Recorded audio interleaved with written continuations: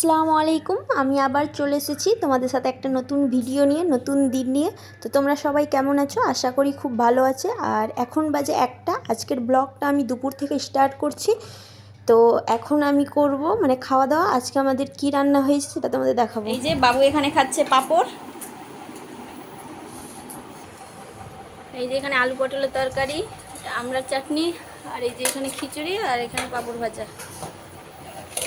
আর বাবু এখানে পাঁপড় খাচ্ছে বসে বসে। তুমি খাবে না খিচুড়ি?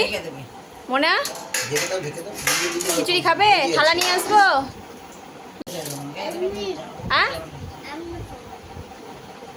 নিয়ে আসবো খিচুড়ি? খাবে? বাবু কিছু বলছে না, খাবে কি খাবে না পরে দেখছি বাবুর। এই যে বাবু এখানে খিচুড়ি খেতে বসেছে।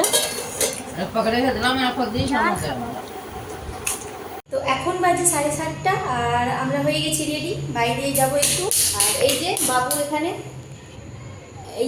এখানে, বাবু হয়ে গেছে রেডি। তো আমরা একটু বাইরে যাচ্ছি। তো তোমরা ভিডিওটা দেখতে থাকো, আমরা বাইরে যাচ্ছি, কি করি বাইরে গিয়ে। বাবু চলে এসেছে এখানে ফুচকার দোকানে, আর ফুচকাওয়ালার কাছ থেকে চাইছিল পাতা। তো পাতা নিয়ে নেওয়ার পর বাবুকে ফুচকা দিয়ে দিয়েছিল, আর ফুচকা দিয়েছিল ওকে শুকনো ফুচকা। ও জল দিয়ে খেতে পারে না, কারণ বাবুকে ঝাল লাগে। তো খাচ্ছিল, উচ্ছ্বাস করছিল আর ফুচকা খাচ্ছিল। তারপরে খাওয়ার পর আমরা চলে এসেছিলাম চপের দোকানে। তো বাবু এখানে খাচ্ছে চপ, এখানে চিকেন চপ খাচ্ছে, মানে চিকেন বম চপ খাচ্ছে বাবু এখানে। ওর পাপাকে খাইয়ে দিচ্ছে। তো প্রথমে অনেকটা ওর মুখে ঢুকিয়ে দিয়েছিল বাবুর। তো বাবুকে প্রথমে ঝাল লেগে গেছিলো। তো খাওয়ার পর এত উচ্ছ্বাস তারপরেও খেয়ে নিয়েছিল কিন্তু। তো আমরা এখানে এসেছিলাম এই ডিস্কো মোড়ে রাজু চপের দোকান। তো ওটাই আমরা প্রথম এসে খাচ্ছি। তো টেস্ট ভালোই ছিল। তারপরে ওটা খাওয়ার পর বাবু আর বাবুর পাপা এখানে খাচ্ছে। দিয়ে বাবু এবার জেদ ধরেছিল ও নাকি গলদা চিংড়ি চপ খাবে। তারপরে ওর জন্য নাম হলো, খেতে তো পারবে না। তো আমি ছাড়িয়ে খাইয়ে দিয়েছিলাম, কিন্তু আবার খেয়েছিল। প্রথমে ও পেঁয়াজ দিয়ে সস লাগিয়ে খাচ্ছে এখানে বাবু।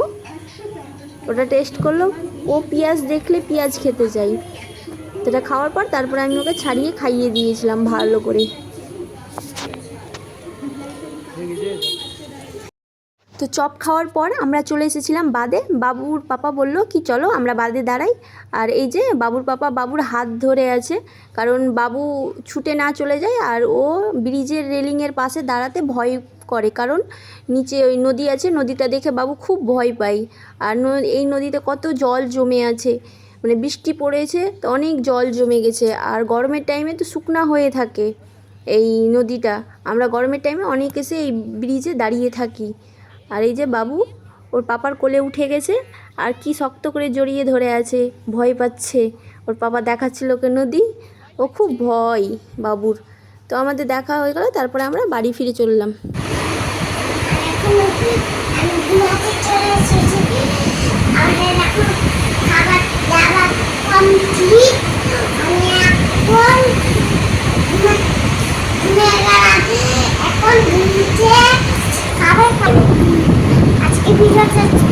শেষ করলাম, আল্লাহ হাফেজ, বাই বাই। আর এখন ঘুমতে উঠবো, ঠিক আছে বন্ধুরা? ঠিক আছে বন্ধুরা, এখন